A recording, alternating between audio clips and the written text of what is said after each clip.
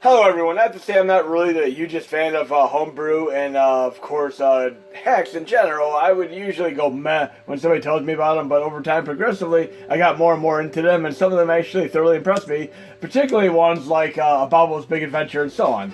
We're going to talk about some derivative stuff here because no matter what you watch, TV, movie, listen to music, play games, there always is a derivative nature in them, and right here, it takes two to make a thing go right. That's exactly what that sounds like. But we're going to try the first game here and see what this is a little bit of a derivative nature of. Because so far, we obviously had the music, which is a little bit of a subconscious feel to It Takes Me. It takes two to make a thing go right. But tell me what this game reminds you of right here. I won't tell you just yet. But not only are we going to have some music and derivative games and such, and movies, TV shows and such, but there are going to be sound effects that are going to be popping up in these games that you would obviously know from other games. Like when you actually die in this game or perish, it is a sound effect from another particular game, which I'm a huge fan of. And I've talked about it in a few of my videos.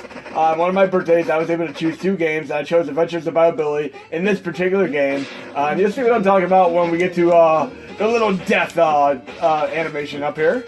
So I'm going to get to a checkpoint first. But have you figured out what game this is a little bit of a takeoff of? The cool mechanic of using a grappling hook. I won't tell you just yet. We don't want to touch Master Wise Balls just yet. Okay. I also just watched The King of Staten Island with Pete Davidson. Pretty cool, interesting movie. A little bit of a takeoff of loosely based on his real life to a degree. Steve Buscemi is pretty cool in the movie as well. I might check out Artemis Fowl as well. I mean, even though it has pretty lackluster reviews, I do like fantasy movies in general, such as Big Fish, Benjamin Button, and so on. Right there, what was that sound effect? Listen to this again. I won't say a word, listen to the sound effect. Have you figured it out yet? It's from Cobra Triangle, that great RC Pro-Am style game with Gradius style power-ups made by Rare, who also made RC Pro-Am. So, awesome stuff there. We'll listen to that quick sound effect one more time. Yes, that is so Cobra Triangle. And this game right here that I was just playing was very similar to Bionic Commando as far as the mechanics are concerned with the grappling hook. And we're going to do some more derivative nature stuff right here. We're going to play one called Thwaite, and I'm going to give you a chance to figure out what this is the takeoff of, because I knew this one right away because I was a big fan of it on Atari 2600 and even the arcade. And like what I showed with the Donkey Kong game in my last video, where the Atari 2600 AI was really awful, and the arcade version was way better, it is pretty similar with this game on the Atari 2600 in the arcade. I mean, the algorithm for the overall difficulty mechanics are just exponentially different from one another. But this ain't too bad. I mean, have you figured out what this game is yet? Have you figured it out? Oh, look. Remember this little tweak? Because you're going to have limited missiles later on. There we go. This is actually a pretty interesting homebrew because the levels get more and more difficult. You even have like speed missiles coming on later on. We're going to do a restart, but we'll come back to that. I'm going to give you another minute to figure out exactly what that is. Restart, and we're going to do the other homebrew on here. We're going to be posting VVV in the next update for the Mega Drive, SNES, and NES Classic, and probably potentially in the near future for PlayStation Classic as well. But this is a nice companion piece, and I thank all who have recommended this game to me because it's pretty interesting. And I have to say, when I first pulled up a video of this, I saw that it was only a minute, 10 minutes long. I didn't think much of it, but it'd probably take you far longer to beat it the first time. Top right, you have two flips there. Think of like a masochism game like Meat Boy, or of course like Mario Masochism and so on, or even like playing a game like Portal 1 or 2. Here I have two flips. I can flip gravity once, flip gravity twice. Then I can do my Ninja Gaiden Batman jump here, and then hopefully get to the stage without losing life. It's pretty difficult, but I love these type of games. I Want to Be the Man is another game a little bit like this. Pretty cool, and I won't even get to show you how to do the second stage. I mean, it's cool. I don't want to spoil any of these, but you can see you have two flips, and you can do the wall jump again. Then what do you have to do down there? I'm not going to tell you. I'll let you figure it out for yourself. But we're going to go back to the derivative nature here. The other game that's derivative nature is obviously Missile Command. And here's the arcade version of Missile Command, so you can do a little bit of comparison right now. And again, playing the Atari 2600 version, you probably play for an entire hour before you even have a chance of losing. But the arcade version, you'll be lucky to last a minute and a half. I mean, it is such a difficult game. But you see for yourself right here. Resume. Awesome game, though. I mean, right there. Try this out, the arcade version. for sure, and see how high of a score you can get. I mean, it's such a difficult game, but yes, line up your missiles, and you can get like 4 of them at a time like that. Just try to conserve them and get as many as you can in one single missile shot. And I failed on that one, a little bit of a flub there, but I can do this one. And you need to practice this because later on you run out of missiles and it gets much, much more difficult. But again, there are other derivatives of these as far as missile command. I mean, Thwaite on the Homebrew collection one that I showed you is one, but I'm going to show you another one that was kind of cool. We have missile command, which was on, of course, PlayStation 1, which is pretty cool too. And we're going to run this in HD right now. But I love seeing games that are reminiscent of older games. Like even when you play like RC Pro-Am, we have RC The Go on PlayStation 1, which is a great RC Pro-Am style game. Cobra, Triangle, also made by them. And then even other games on other systems are like that too. But we can play the Ultimate version here, and this is pretty damn cool. I mean, I'm a fan of Missile Command. It has an amazing algorithm, very, very tough game. And we'll do this real quick. And then we're going to move to some more derivative stuff. But check this out for a moment here, and look how cool this looks. I even like when they did updates to like Rampage. I love the original, the Sega Master System. Look at this. This is awesome. Very, very cool KMFDM style music. This is awesome. That is really sweet. I'm digging this completely. And they did actually quite a few Atari 2600 games onto PlayStation 1. I'm talking like Centipede, so on. And they even did like a Galaxian one, which was in Japan, which could play 60 players at the same time in the arcade version that it is ported from. It has a little bit of a digital Laserdisc type graphics, as well as CGI graphics. But this is pretty awesome here. Now I'm going to show you something real amazing. I'm going to have to exit retro because I'm going to be using a different controller for the next game here. So I'm actually going to be using my Logitech controller for the next demonstration here. Okay, I'm going to add to RetroArch. Now you can see another really, really cool derivative game that's like Missile Command right now. And this one is very, very damn cool and not really that well known, but it's called Incoming for Sega Dreamcast. I'm going to be running this with Flightcast Extreme. And very, very cool. Again, it's another Missile Command style game. I mean, there's even a Missile Command game on Atari Jaguar, but unfortunately it doesn't play full speed mode activate on the PlayStation or Mega Drive SNES or any of those classics for that matter. But hopefully in the future we'll be able to get dynamic recompiler working for it, and we'll be able to do that. But we'll do a few more derivative games today, and I'll show you some other cool homebrews. But again, this is probably one of my favorite ones because it has an awesome, awesome thing where not only do you have a Missile Command style gameplay, but you have like the ability to earn money and get power-ups and upgrades, which is awesome. That's the type of game I can play for hours on end, and I'll show you other games that have upgrades and such too. But let's do this real quick. And this is an awesome, awesome game. I mean, not really that well known. Again, you can do arcade version, you can do campaign action, but check for yourself how the game plays. Again, this is probably the newest type of Missile Command game you can possibly conceivably play. It is so fun to play. And another show I've been watching on Hulu is What We Do in the Shadows. That show is so funny.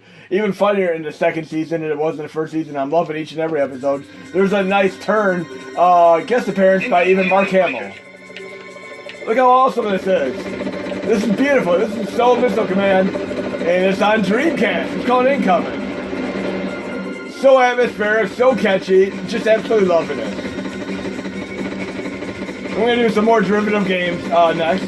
But yes, this is called Income. I'll definitely do more of this in the future because you can do upgrades and such. Now we're going to actually go to my playlist again. And we're going to go to the collection 3 real quick.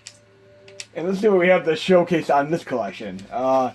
Same thing, it takes 2 to make a thing go right. There's this game right here. And I knew right away when I played this. I mean, I just had this sinking feeling that I knew this game from the past. And lo and behold, I did. Oh, love that awesome, awesome controller on the cat space there. Mega Cat Studios for the win here. But this reminded me of a game that I played before immediately. And you see what I'm talking about. I mean, it has a little bit of elements of stuff like, I always like Jaws and stuff. But there's another game that came out in 1977, which is a lot more like this. And you'll see what I mean in a moment here. Bam! There we go. You sunk my battleship.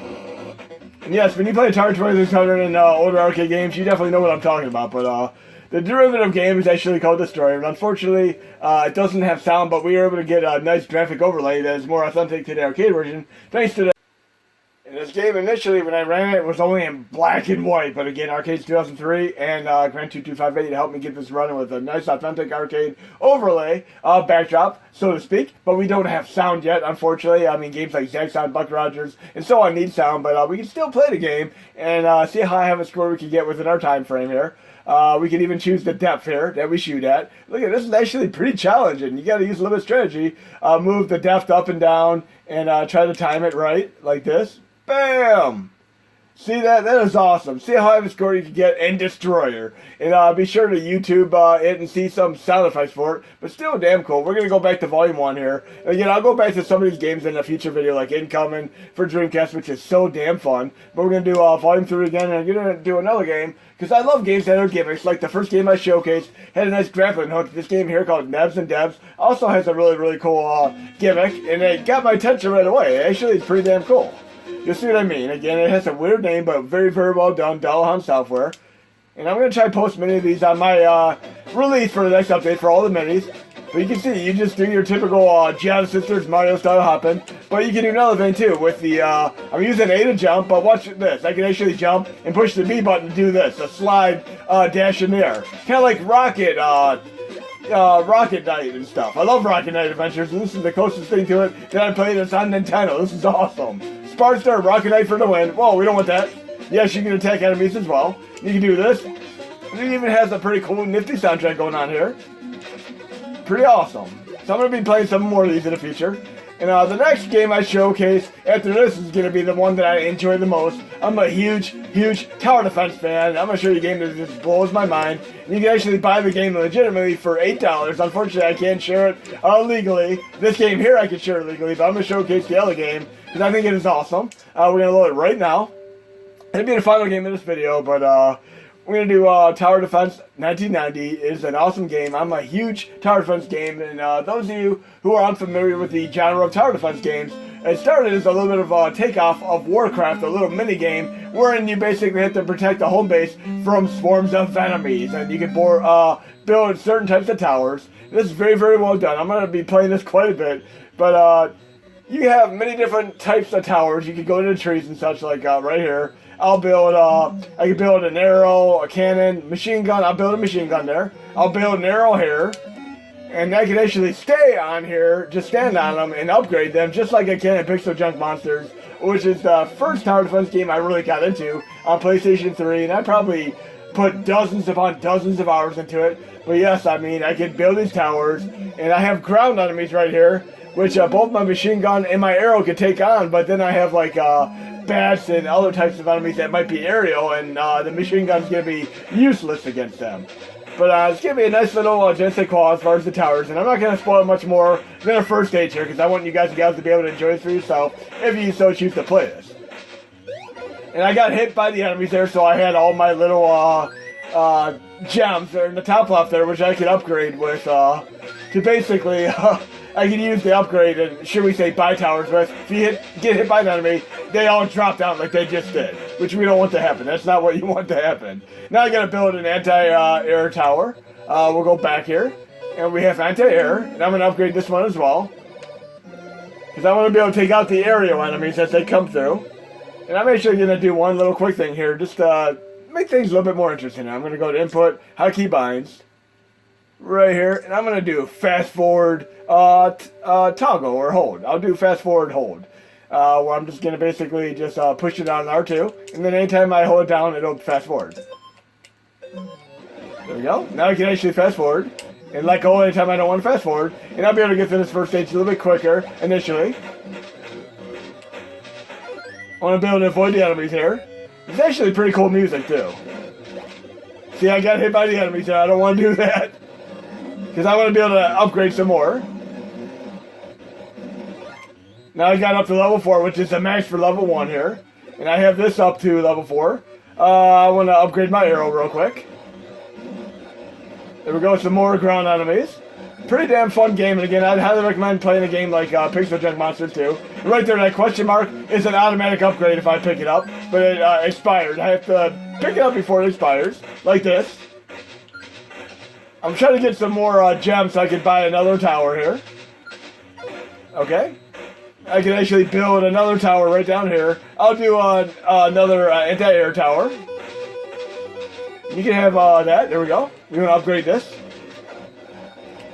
I definitely want to upgrade that really quick because I have some more enemies coming here. I could use this question mark to upgrade this immediately.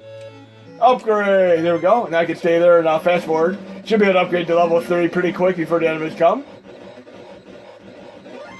I gotta watch out for these enemies. I don't want them to take me out. There we go. Want to be out of the way of the enemies there. Yes, these aerial enemies will not be touched by my machine gun, but they'll be touched by the arrows and, of course, the anti-aircraft weapon. Pretty awesome. And I should have enough to be able to get another armament here. There we go. Almost up to level 4 there. There we go. I like to be able to build like a cannon as well, but I need one more little gem to do that. There we go. That's where my aircraft, anti-aircraft is helping out immensely. Now I'm going to do another tower here. I'm going to build a cannon. I'm going to upgrade that while I'm here. See, I keep some more gems there. I'm pretty set on things. I mean, I could buy like another tower if I so choose to, but I probably won't need it to beat the first stage. This is a really, really cool game. I mean, like, take a minute to learn, a lifetime to master, because it is so fun doing the different combinations of towers and seeing what really works against the enemies.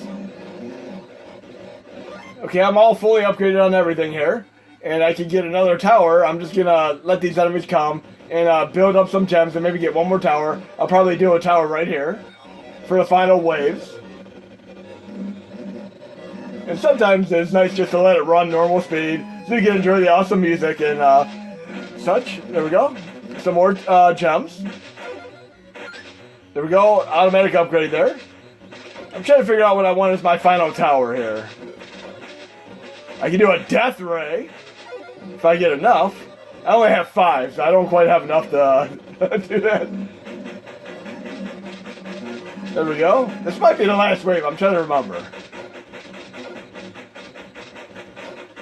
Do I have one more wave after this? I'll take that out. I beat the stage. Yes, that's stage 1. I don't want to spoil much more than that, but for the final game in this video, again, this is Tower Defense 1990. For the final game in this video, it is another derivative thing, and I think it's actually pretty sweet. Check it out for yourself here. We're going to go to this right now. It's a nice little homebrew. I'm going to be running through Final Burn Alpha. It's called Bad Apple. Check it out for yourself. I get a kick out of this because this is the type of thing where if you just want to take a break from gaming, you can just pull this up and just see a little demonstration. A very, very cool thing here. It reminds me of Children Behave! That's what they say when they're together. Or Pineapple Pad. Either or. It starts out like that. Then it feels like a little bit of a K-Methium style thing. Jumping around to many, many different things. And it's still cool as hell. Pretty sweet that they actually did this as like an arcade ROM. They've also done versions of this for Atari 2600, Mega Drive, and so on. It's pretty damn cool. It sounds like your typical anime theme song too, and there's actually a few animes that I'm pretty big fans of. I'm gonna have to watch more of Elfen Lied, which is damn cool. They've added that to Hulu recently, and it's almost like a crazy-ass version of Born Identity, but with a female who basically goes from innocent to just psycho-trained killer for the government in a heartbeat. It's so damn cool. Elfen Lied for the win there. And there's some other ones that I like too. I mean, Sword Art Online is phenomenal. I mean, I love the first season, second season. I still gotta watch the movie, but I recommended Sword Art Online to a few people, and they've all thoroughly enjoyed it, including Danaman 827.